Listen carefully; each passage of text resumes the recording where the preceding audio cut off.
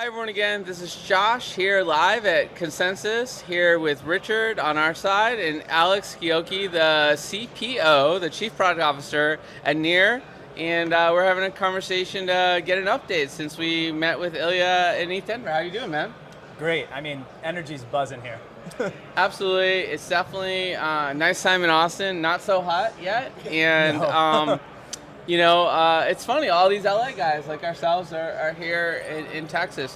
What brings you here, and what are some of the important updates that we show about the big announcement that was made at ETH Denver? Maybe you can kind of start from the beginning there. We'll assume that folks maybe didn't tune into that previous episode. Yeah, for sure. So ETH Denver was super exciting for us. We went over there and we had a kind of a hypothesis for this, what we thought was a kind of a wacky idea of what if you could start taking blockchains up stack and decentralize the front end. So not just the back ends of the transactions, but your JavaScript, your hosting, right, your CSS, your HTML, that experience layer. And we put out a prototype, which we wanted to bring together builders and superfans kind of into this two-sided market. Wanted to see how it went, just kind of classic product experimentation, and like the feedback we got where people was really excited. We had a lot of people reach out to us, both like Web3 native builders as well as Web2 brands, who wanted to keep learning more and like see what they could, utilize this new tech for. Yeah, and to give a little bit more context here, if I remember correctly, I mean, this is a new operating system Yep.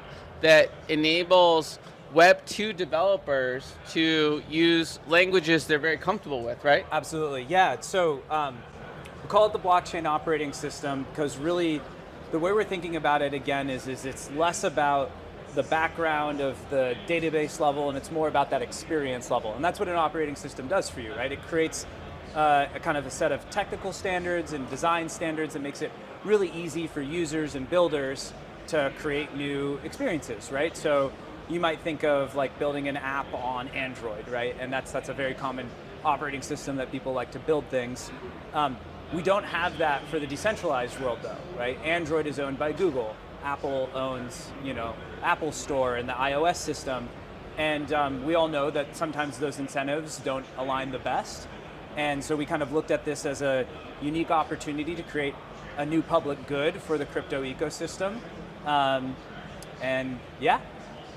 I really like the concept of the public good. I think we kind of touched on that last time in our conversation. And what I think is really cool about what this ecosystem is, when a lot of people thought of NEAR, they think about this layer one protocol, but it's so much more, and you have so much more that you're building. Can you kind of just touch on like all of the amazing things that are still on the horizon for NEAR? Yeah, absolutely. And I definitely want to make sure I answered. The whole thing runs on JavaScript too. So from your smart contract layer to the front end, it's roughly a React-based framework. It's the most commonly used web app framework. So that makes it super, super easy for people in Web 2 to get started, or even for you to take your existing Web 3 web application and decentralize it even more, right? In terms of other things that were coming with that, we really are, like, if you look at an operating system, there's many layers to it, right? So we described that application layer for your front end, and then there's, of course, an authentication layer. So how do you bring a user in, right? And so something that we kind of hinted to at ETH Denver was this new approach called fast auth, where you actually no longer have the trade-off between decentralization and ease of use. So traditionally, you might say, hey, I need to bring a wallet in, but I got to download special software, seed phrases. That's pretty difficult, but it's decentralized. Or you can use something like Auth0 or Google Auth, and it's like really easy for a user to get started, but you've got the issues that you're dependent on like a Web 2 service. We've actually looked at the OS of different phones, and we're using the secure enclave of your phone to actually derive a private key for you. So it's based off of the hardware of your phone, right? And then we allow you just through a web portal to use like a Face ID or an Android pin or a fingerprint to then verify, right, ownership of that. And then we actually have an email recovery that works through a decentralized system, an MPC system that works with a few different parties today, but it's actually going to start to work on the protocol itself as decentralized protocol over time. So we've kind of crossed that chasm of where you can get started in a few seconds. You still own your keys. It's still your crypto, still your NFTs, right? But if something happens to your phone or you want to log in on a new device, just get an email magic link that's not owned by one organization. It's decentralized. So we're really excited about that part as well.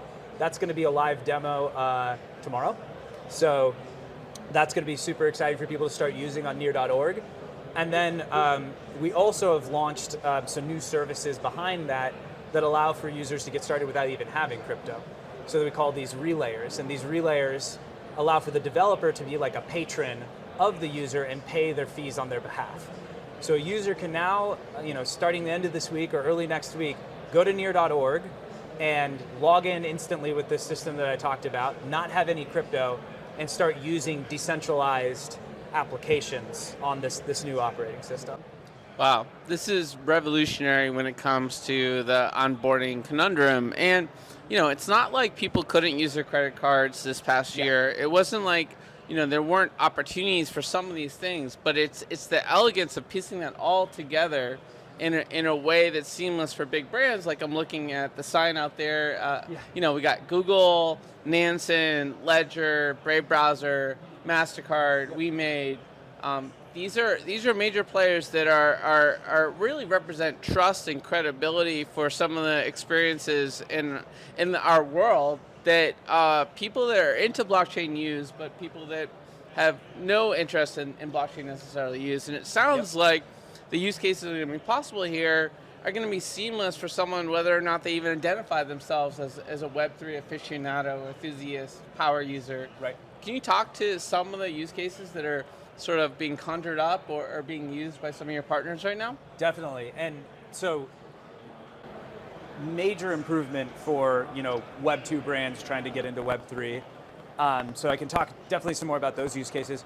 We're actually seeing though within the Web 3 native community, there's especially the DeFi ecosystem, super excited, reaching out to us saying, how do we decentralize our front ends and make it easier for users to get started as well? So to that point about the conundrum, it's helping everybody who wants to get involved. But getting deeper into the Web 2 use cases, I can't go into like specific new names at this point in time, but some of the general ideas is in like retail and luxury space. There's a huge issue of proof of authenticity of the goods, right? And having a profile around that. And then after that, they're facing a huge problem actually from existing tech companies from the Web 2 boom of places like Poshmark or The RealReal, where those tech companies have created social marketplaces that are really utilizing the value of these goods and the communities of these goods makers, and they're extracting value, right? As opposed to that value in the community who cares about the brand being able to run their own secondary authenticated marketplace, which doesn't exist today. There's a huge fraud issue actually on a lot of those secondary markets even as well, because there's no way to prove that those goods are real. So that's a really cool use case that's coming up, uses NFTs in a really awesome way.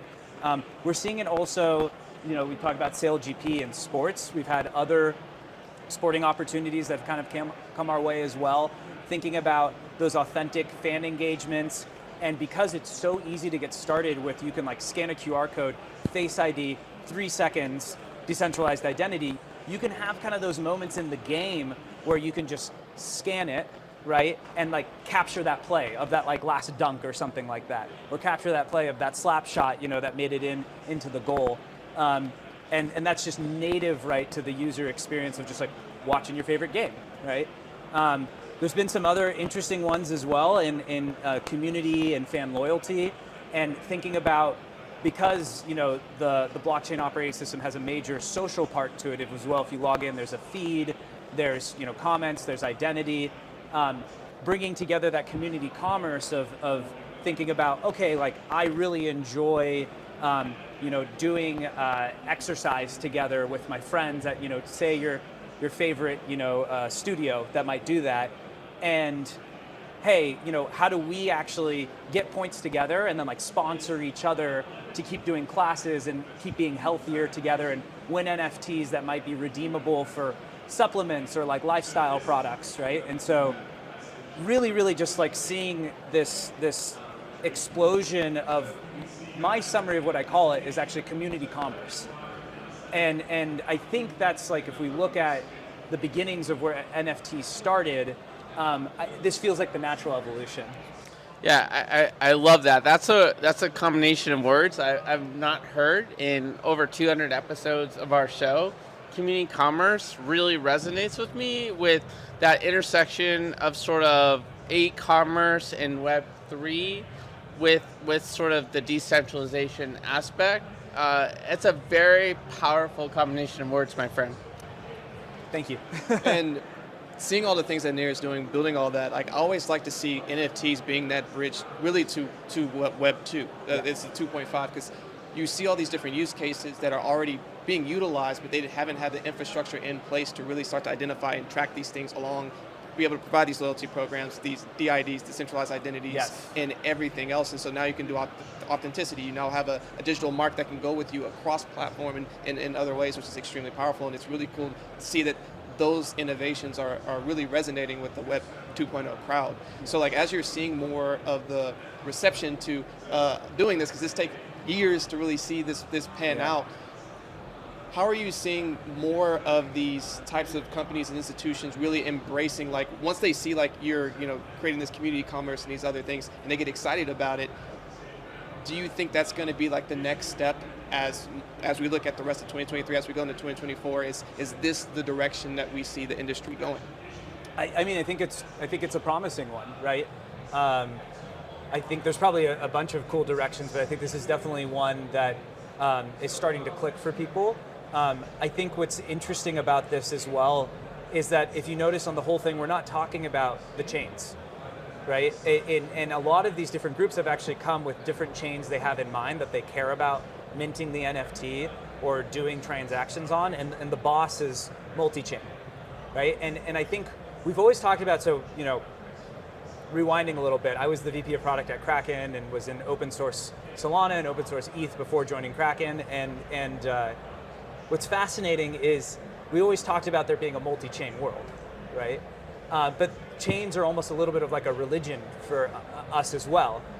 And I think we've always had a reputation in NEAR as being actually quite multi-chain friendly, and this is the first time that we're taking, I think, the technology and putting it into a platform that makes it very, very easy for people to embrace that, right?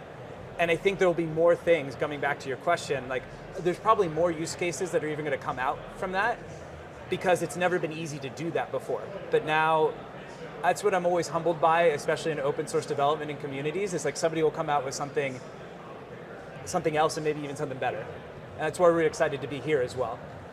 Well, very cool. We're excited about everything coming up, and you guys have NearCon, I guess, in November of this year? Yeah, November, yeah. Cool. So we're going to do some more content together between now and then, so stay tuned, folks, at home. And where can folks go to learn more about Boss, maybe yourself, stay in touch with the NEAR community? Yeah, absolutely. So go to near.org, the primary gateway. So we talk about gateways, and near.org is one gateway for the Boss. You can also run your own gateway, your own domain. But if you go there, it's got all the resources about the Boss. We've got lots of one-pagers about all the different features we talked about. There's the whole community there. If you make an account, you can get involved with some of the different application groups that are involved. It's a really easy search system as well, so you could just look up my name, Alex CH, and my Twitter, my Telegram, my profile's there. You can connect with me. Yeah, be happy to talk to anybody.